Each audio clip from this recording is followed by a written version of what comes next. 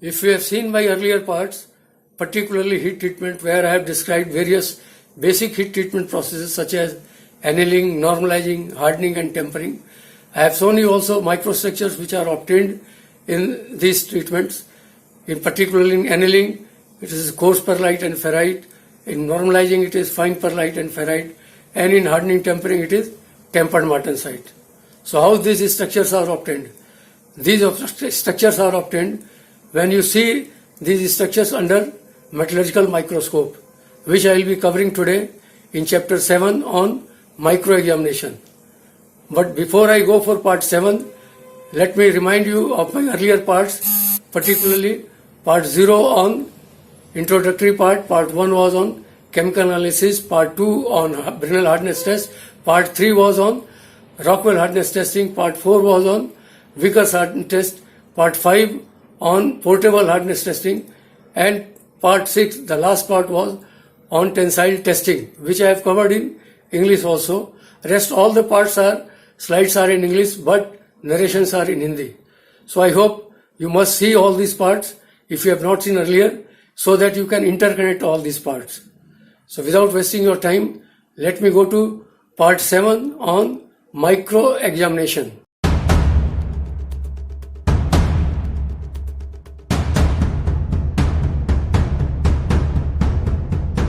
Metallurgical Quality Control Series 1, Part 7 on microexamination. I welcome all of you on my channel Jagdish Chaubey.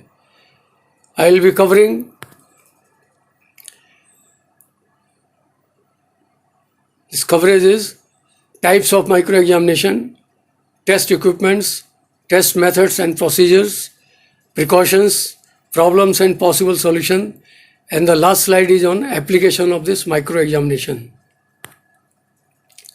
So what are the types of microexamination? One is optical microscope, the second one is scanning electron microscope, and the third one is electron microscope. Since these two parts, electron and SEM, are not part of this coverage, so I will be covering only optical microscope. So in optical microscope, there are three types of things I have showing you.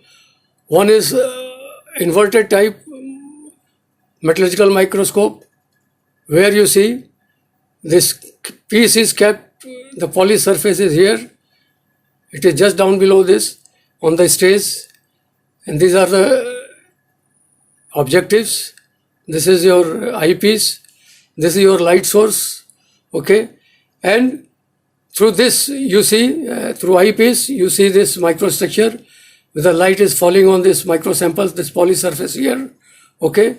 You can move this through various screws. This stage can be moved here and here also. So this particular microscope is called inverted optical metallurgical microscope. Then the second type is upright optical metallurgical microscope. In this stage is here, piece is kept, the polished surface is kept upright, and these are the objective lens through which you can increase or decrease your magnification. This is your eyepiece, this is your light source, and these are various screws down below through which you can move stage up and down to particularly locate particular position.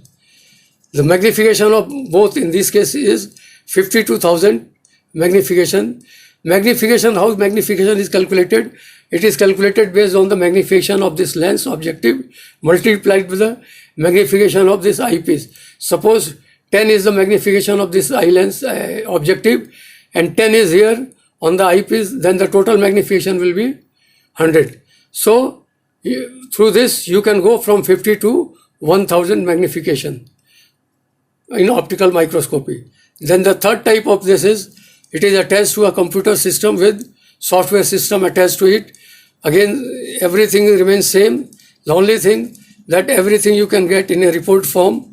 You have to fill up the basic details of the sample, and you can get the microstructure, micrograph here, and all the details about analytical analysis, which you can record also. You can bring out metallurgical report also based on this particular software which has been made for computer application. So these are the three optical type of microscope which I am showing you. Now in micro-examination, there are basically two steps are there. One is sample preparation and the other one is micro-examination.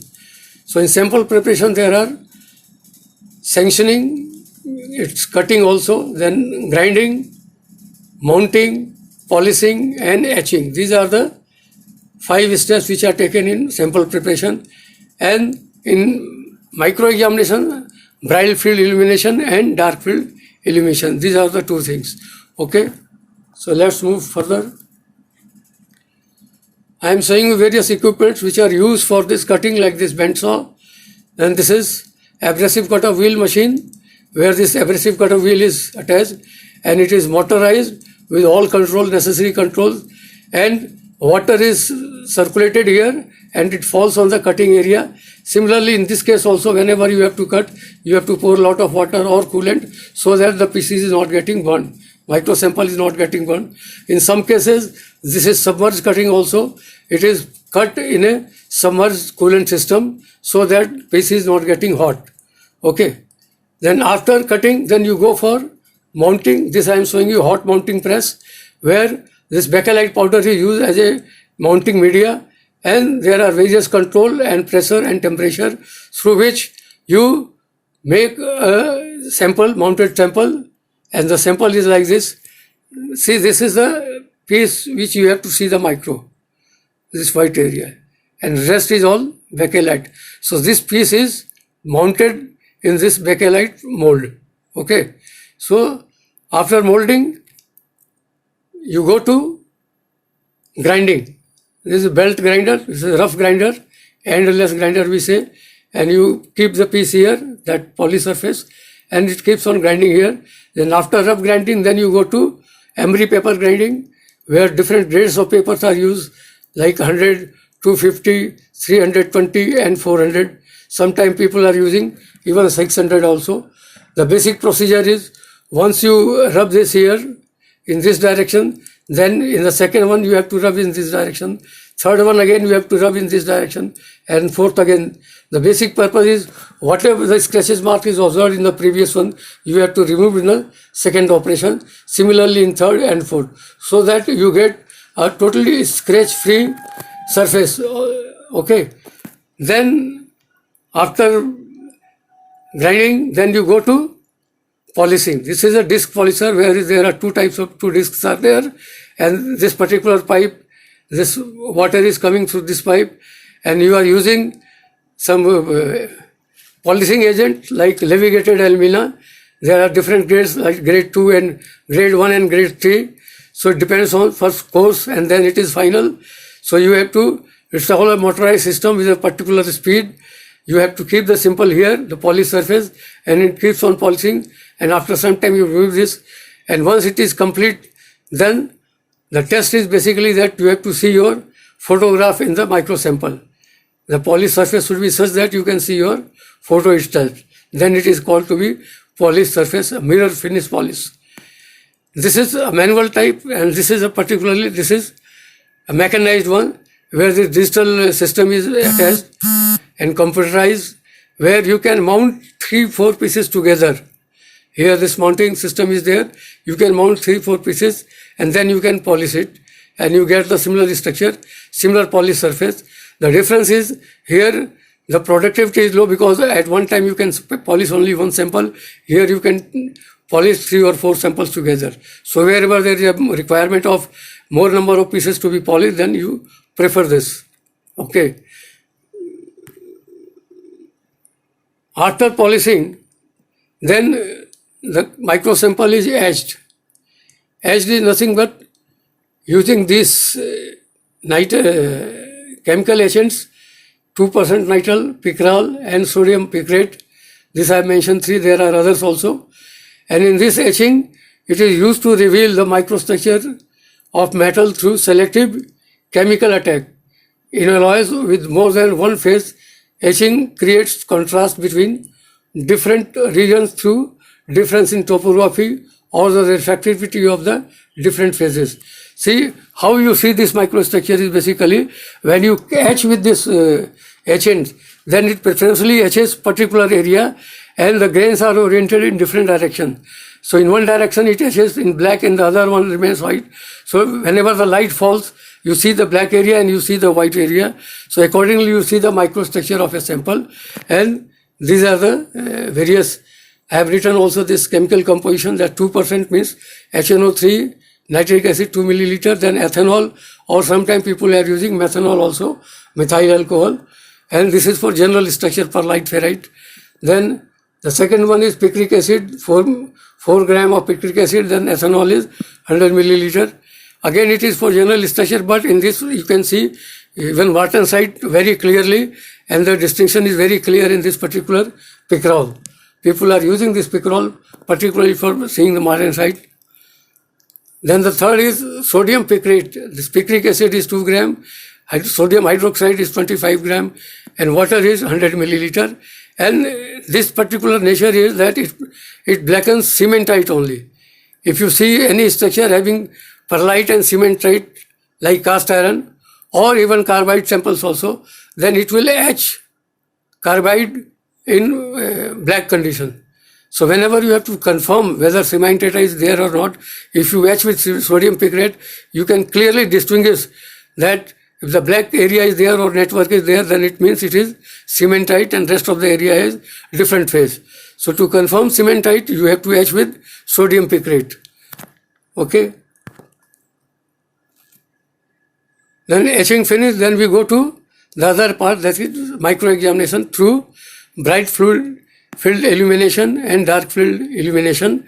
In this again, most microstructure examinations are conducted using this bright field illumination, where the image of any flat feature perpendicular to the incident light passes bright or appears to be white. In this case again, you are etching with a particular agent, and when you go through this bright field, then whatever the surface is directly normal to the light, it goes bright or white, and you see white areas, and the rest area you see in blackened area. So these are different grains which you see. Again, it depends on the etching also. Different phases are there. So accordingly, orientation of different phases along with the particular phase, you see this. So this background is totally white. That is why it is called bright field illumination. Now we go to next. This is called dark field illumination. In dark field illumination, not used much, but provides high contrast image and actually greater resolution. So this is the one advantage. It's not being much used, but if you use this, it gets very good contrast image and greater resolution also. Means fine structure also you can see it very easily as compared to your bright field. In dark field, the same thing is there. When the light falls, there is an optical blocking is there. See this area, this rays got blocked and the surface becomes totally dark. Again, the other area remains white. So you see black and white combination. So this is called black field illumination. But this black field illumination is not much used. Generally, we are using in laboratory bright field illumination for all purposes. So precautions. What are the precautions that to be taken, particularly in sample preparation, as I have shown you? In sanctioning or cutting, you have to spray a lot of water or coolant while cutting to avoid burning of the sample. Then in mounting, test sample must be firmly mounted on the mold, cold or hot. Whatever you are doing, test piece must be firmly mounted. In case of hot mounting, I have seen generally there are some type of porosities there around the sample. If you polish this piece, then you get blackened area on your micro sample and it will confuse your microstructure. So there should be a solid mounting. There should not be any gap. Okay. Then the grinding is there. Remove cutting marks while grinding on belt grinder. This I have already explained. Then the proper grit size of silicon carbide emery paper should be used to achieve a good finish like 100, 250, 320 and 400, which I have explained you in the previous slide. Then in polishing, no previous grinding mark should be allowed. Polishing surface should have a mirror finish. Now you can see your face also when if it is a mirror finish is there. And the same thing, levigated alumina grade 1 and grade 3. And people are using even diamond paste to get a very good microstructure, because in this case the sample finish is very fine, very good. So diamond paste is also being used. And after that, the last one is etching. In etching, the precaution is basically you don't have to over etch. This etching is basically a skill. A lab people, he knows about how to etch it, means how long the acid has to be provided, because this nitrile, it is kept in this cotton swab and you have to swab it so that it's a very minimum darkness is there. If it is total dark, then it is over etched, and then you have to finally wash it through acetol, and then you have to dry it and see under microscope. So etching should not be over etch. Okay, that is the precaution you have to take. Then we come to the problems and solutions. So in problem again, microsample source burning mark, it is all because of cutting action. If you are cutting not properly, not using coolant or water, then it will get burned. So this you have to take precaution. Microsample source hazy structure under microscope. Sometimes the structures are not very clear. It means that your previous operations like grinding and polishing are not okay. So you have to again go for a re-grinding and re-polish to achieve a very good surface finish, and then etch it properly. It should not be under etched or over etched also, so that you see the microstructure very clearly. Then the third is microsamples blackens after etching. Again you have to avoid over etching and use proper etchant. That is required.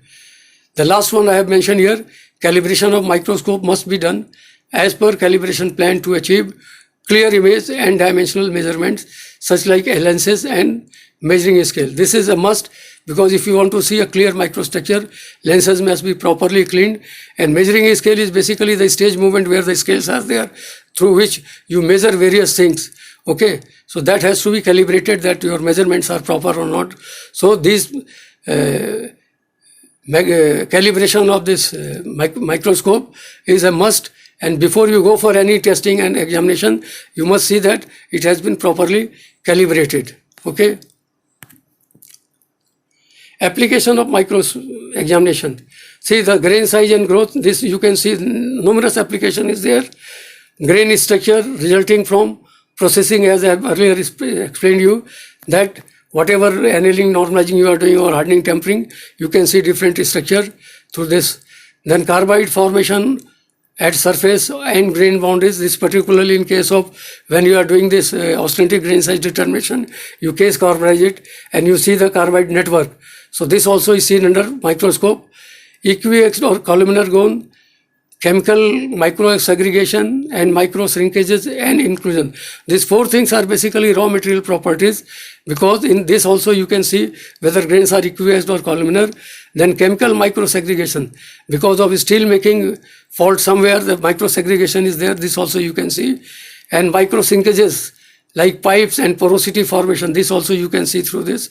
And inclusion means micro inclusion or macro inclusion, whatever remained in the steel after purification also, that you can see also in this. So these four are basically raw material properties, okay, that you see through microscope. Then microstructure as a function of cooling rate also. This also you see that I have earlier in the heat treatment.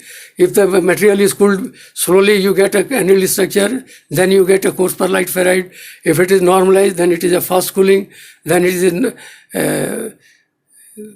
fine perlite and ferrite. And in case of direct hardening, where you are directly quenching it, fast quenching, very fast quenching, then you get martensitic structure. That's also you can see in the microscope. So this also you can see very well, that as per cooling rate, what is the variation in the microstructure. Then grain size as a function of work hardening. This also in some of the cold working area you can see elongated grains under microscope, they are work hardened. And graphite structure in cast iron. In cast iron again, it's not part of this, but in cast iron also you can see graphite also. So these are the particular application, various application, maybe more also. So with this, I think I have explained majority of the things which are required for a micro examination, and people will take advantage of you of this presentation. And if you like this presentation, please like, comment and subscribe. You give your suggestion also, so that wherever you feel that you want some information or something on microstructure or anything on metallurgy part, you can write to me. Maybe I'll not cover in this particular or coming, but I will take care, and maybe whenever I'm making a new video, I will include those things also. So you can suggest also. If you are new to my channel, then you subscribe also, and so to your friends, so to your WhatsApp members and all those things, so that it goes to the people who are in need of this particular micro-examination video. So I think I must stop it here. I thank all of you to devote all of your valuable time here on this micro-examination presentation. Thank you. Thank you very much. Thanks.